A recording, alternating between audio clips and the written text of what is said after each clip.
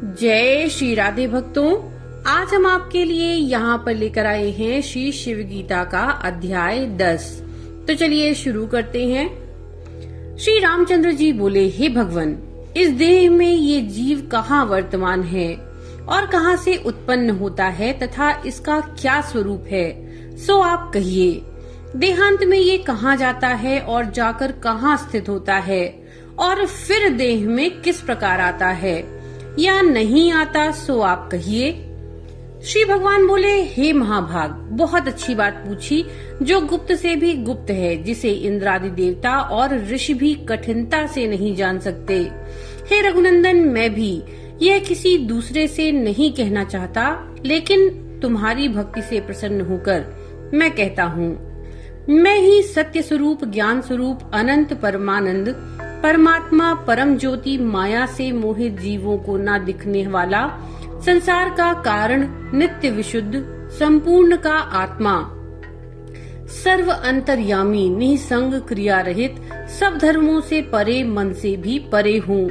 मुझे कोई इंद्रिय नहीं ग्रहण कर सकती। मैं संपूर्ण का ग्रहण करने वाला हूँ। मैं संपूर्ण लोक का ज्ञाता हूँ और मुझे कोई नहीं जानता। मैं संपूर्ण विकारों से रहित हूँ। बाल्य, यौवनादि, परिणाम आदि विकार भी मुझ में नहीं हैं। जहाँ मन के सहित जाकर वाणी निवृत्त हो जाती है, उस आनंद ब्रह्म मुझको प्राप्त होकर ये प्राणी फिर कहीं भी भय को प्राप्त नहीं होता। जो संपूर्ण प्राणियों को मुझ में देखता है और मुझे संपूर्ण प्राणियों में देखता है, वह निंदा रहित हो जाता है। जिसको संपूर्ण प्राणी आत्मा रूप दिखते हैं, उस सर्वत्र एक रूप देखने वाले को शोक और मोह नहीं होता। वह संपूर्ण भूतों में गुप्त रूप आत्मा प्रकाशित नहीं होता, परंतु संपूर्ण में वर्तमान है। सूक्ष्मदर्शी, श्रवण मनन नित्य साधन करने वाले पुरुषों को अग्र बुद्धि से दिखता है, दूसरे मनुष्यों को नहीं दिखता। अनादि माया से युक्त निर्विकार अविनाशी एक मैं ही नाम रूप रहित ब्रह्म जगत का कर्ता परमेश्वर हूँ। जिस प्रकार अविद्या के साक्षीभूत ज्ञान पर स्वप्न में त्रिलोकी की कल्पना की जाती है, इसी प्रकार मुझ में ये सब जगत उत्पन्न हो दिखता, स्थिति पाता और लय हो जाता है। अनेक प्रकार की अविद्या के आश्रय होकर जीवन रूप से भी मैं ही निवास करता हूँ। 5 कर्मेंद्रिय और 5 ज्ञानेंद्रिय, मन, बुद्धि, अहंकार, चित्त, ये चारों, पंच प्राण, ये सब मिलकर लिंग शरीर को उत्पन्न करते हैं। उसी लिंग शरीर में अविद्या युक्त यह चैतन्य का प्रतिबिंब पड़ता है। उसी को व्यवहार में जीव, क्षेत्रज्ञ और पुरुष कहते हैं। वही जीव अनादिकाल से पुण्य पाप से निर्मित हुए स्थावर जंगमादि देहों में वास कर शुभाशुभ कर्म का फल भोगता है। उसी को परलोक गति होती है तथा वही जागृत, स्वप्न, सुषुप्ति, इन 3 अवस्थाओं का भोगता है। जैसे दर्पण के मलिन होने में मुख भी मलिन दिखता है, इसी प्रकार अंतःकरण के दोषों से आत्मा विकारी दिखती है। अंतःकरण और जीव, इन दोनों के परस्पर अभ्यास के कारण और एक भाव का अभिमान करने से परमात्मा भी दुख सा प्रतीत होता है। वास्तव में सब दुख का धर्म अंतःकरण में है, जीव में नहीं। परंतु जिस प्रकार चंद्रमा का प्रतिबिंब जल में पड़ने से वह जल के चलायमान होने से चलायमान लगता है, इसी प्रकार अंतःकरण के सुख दुख होने से वही जीव में आरोपण किए जाते हैं। आत्मा निर्लेप है, परंतु वह मूढ़ बुद्धि वालों को अविद्या और अपने दोष के कारण कर्ता भोक्ता प्रतीत होती है। इस अन्न में पिंड के स्थूल देह में हृदय के विषय जीव स्थित रहता है और नख के अग्रभाग से लेकर शिखा पर्यंत व्याप्त हो रहा है। सो आप सावधान होकर सुनो। वही यह जीव मैं मनुष्य, मैं ब्राह्मण इत्यादि अभिमान करता हुआ इस मांस पिंड में स्थित रहता है। नाभि से ऊपर और कंठ के नीचे अवकाश के स्थान को व्याप्त करके सदा स्थित रहता है। इतने ही स्थान के बीच में हृदय है, जिसका स्वरूप डंडी सहित कमल कली के समान है। उसका मुख नीचे को है, उसमें सूक्ष्म और सुंदर एक छिद्र है। उसी को दहराकाश कहते हैं, उसमें जीव रहता है। केश के अग्रभाग का 100वां भाग, फिर उसका भी 100वां भाग करके जो प्रमाण किया जाए, वही सूक्ष्मता जीव की जाननी चाहिए। वस्तुतः तो जीव के स्वरूप का प्रमाण नहीं है कि ऐसा है और इतना है। जिस प्रकार कदम्ब के फूल को मध्याई चारों ओर केसर होती है, इसी प्रकार से हृदय स्थान से सहस्त्रों नाड़ियां निर्गत हुई हैं, जो शरीर भर में व्याप्त हैं। वे हित और बल को देती हैं, इस कारण उनकी हित संज्ञा है। योगियों ने उन नाड़ियों की संख्या 72 सहस्त्र कही है। जिस प्रकार सूर्य से किरण निर्गत होती है, इसी प्रकार से वे नाड़ी हृदय से निकली हैं। उनमें से 101 मुख्य नाड़ियों ने संपूर्ण शरीर को वेष्टित कर दिया है और प्रत्येक इंद्रियों में 10-10 नाड़ी हैं। उन्हीं के द्वारा विषयों का अनुभव होता है। ये नाड़ी ही सुख दुख जागृत स्वप्नादि के साक्षात का कारण है। जिस प्रकार नदी जल को बहाती है, इसी प्रकार नाड़ी सुख दुख रूप कर्म फल को बहाती है। इन 101 नाड़ियों से एक नाड़ी ऊपर अनंत नाम बहाती है, ब्रह्मरंध्र तक पहुंच गई है। जो अनंत अर्थात सुषुम्ना नाम नाड़ी है, उसमें प्राप्त होकर ये जीव मुक्त हो जाता है। जिस समय वह अंतःकरण कामादि दोष शून्य होता है, उस समय यत्न करने से योगी का आत्मा इस नाड़ी में प्रवेश होता है। परंतु उस समय सद्गुरु की कृपा और पूर्ण ज्ञान की आवश्यकता है, कारण कि ज्ञान द्वारा मुक्ति प्राप्त होती है। जिस प्रकार से राहु अदृश्य रहकर भी चंद्रमंडल में दिखता है, इसी प्रकार सर्वत्र रहने वाला आत्मा लिंग देह में ही प्रतीत होता है। जिस प्रकार घट के ले जाने से घटाकाश भी लेकर जाया जाता है, इसी प्रकार सर्वत्र व्यापक भी जीवात्मा लिंग देह में ही प्रतीत होता है। यद्यपि वह सर्वत्र पूर्ण और निश्चल है, परंतु वह जागृत अवस्था में घटादि पदार्थों का चैतन्य प्रतिबिंब युक्त होने से अंतःकरण वृत्ति से व्याप्त होकर चंचल सा दिखता है। जिस प्रकार से सूर्य 10 दिशाओं को व्याप्त करता है, इसी प्रकार निष्क्रिय और सर्व पदार्थों में व्याप्त लिंग देह के संबंध से उत्पन्न हुई अंतःकरण की वृत्ति नाड़ियों द्वारा बाहर जाकर विषयों में प्राप्त हो उन्हें प्रकाश करती है। अपने किए हुए उन कर्मों के अनुसार जागृत आदि अवस्था में सुख दुख का साक्षात्कार जीव करता रहता है। संपूर्ण वृत्ति लिंग शरीर से उठती है। जब तक मोक्ष न हो, तब तक लिंग शरीर का नाश नहीं होता। जिस समय ज्ञान द्वारा जीव और ब्रह्म का भेद मिट जाए और अविद्या सहित इस लिंग शरीर का नाश हो जाए, उस समय केवल आत्मा का अनुभव मात्र अहम ब्रह्मास्मि इस स्वरूप में स्थिर होने से ही मुक्त होता है। जिस प्रकार घट के उत्पन्न होते ही घटाकाश उसमें व्याप्त हो जाता है और उसके नष्ट होने से वह अपने स्वरूप में अवस्थान करता है, इसी प्रकार माया के नष्ट होने से आत्मा अपने स्वरूप में अवस्थान करता है। जब जागृत अवस्था में भोग देने वाले कर्मों का क्षय होकर स्वप्न काल में भोग देने वाले कर्म जागृत समय के देह गेहादि विषय के साक्षात करने वाले ज्ञान को छिपाकर जब जागृत होते हैं, तब इस प्रकार से परमेश्वर की इच्छा से पूर्ण अनुभव किया हुआ स्वप्न समय के विषय को जागृत होने पर ये मायावी अविद्योपाधि जीव माया की निद्रा के योग से जागृत अवस्था में भी स्वप्न से भिन्न स्वरूप अवस्था की ओर देखता है।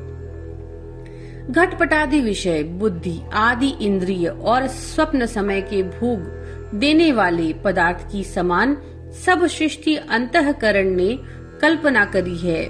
जिस प्रकार इकला मनुष्य स्वप्न में अनेक मनुष्य देखता है, भोग भोगता है और संसार की सब रचना भिन्न भिन्न जानता है, यथार्थ में एक ही है।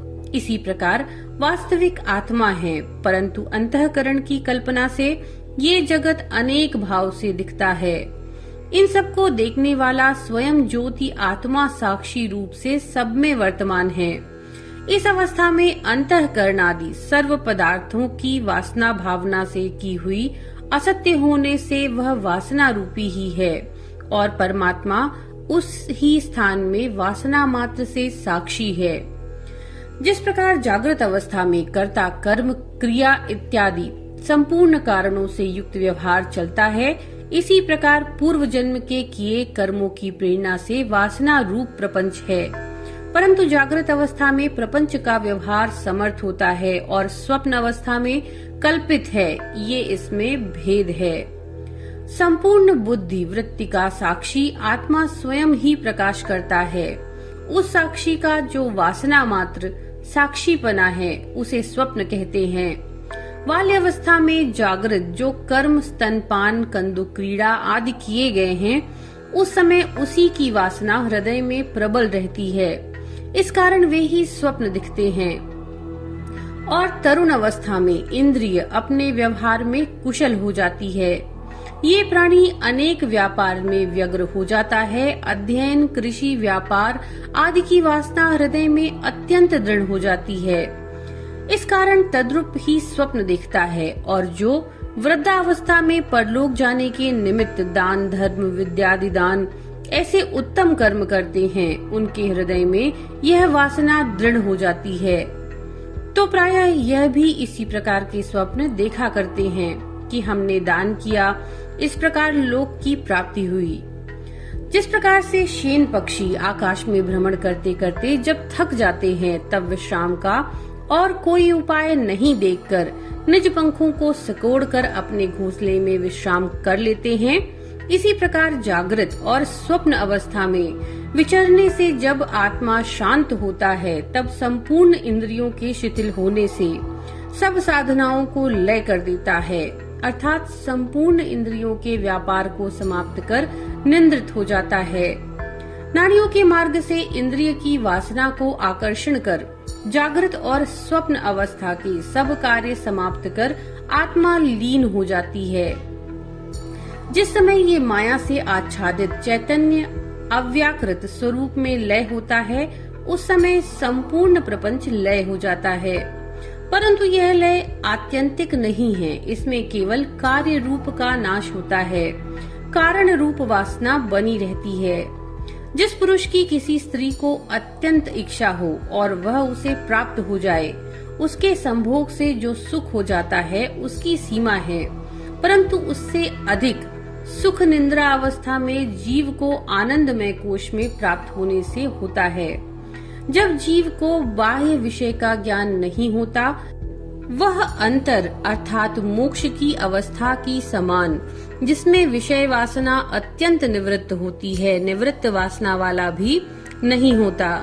निद्रावस्था में जीवात्मा जब ईश्वर को प्राप्त होता है, तब जागृत आदि अवस्था में जैसे ईश्वर से भिन्न रहता है, तैसा भी भिन्न रह जाता है, तब भी भेद नहीं जाता।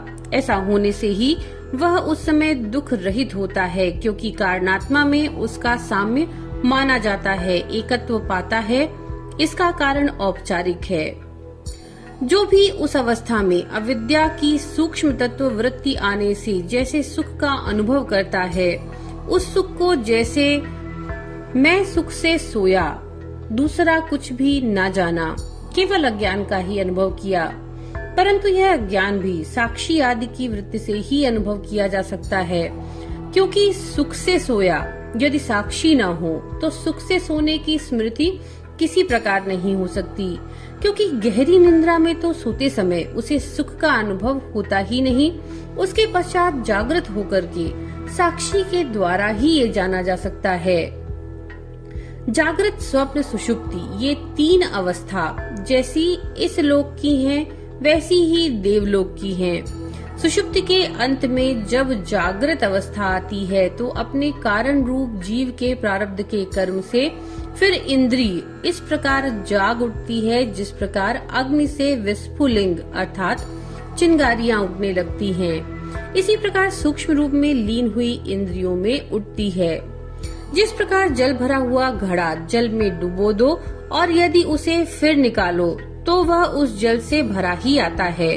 इसी प्रकार से यह जीवात्मा इंद्रिय आदि सहित कारण में लय को प्राप्त हो उन इंद्रियों सहित ही जागृत अवस्था को प्राप्त होता है। विज्ञानात्मा अर्थात जीव, कारणात्मा अर्थात ईश्वर, ये दोनों वास्तव में एक ही रूप हैं, परंतु अविद्या के प्रपंच से उनमें भेद प्रतीत होता है।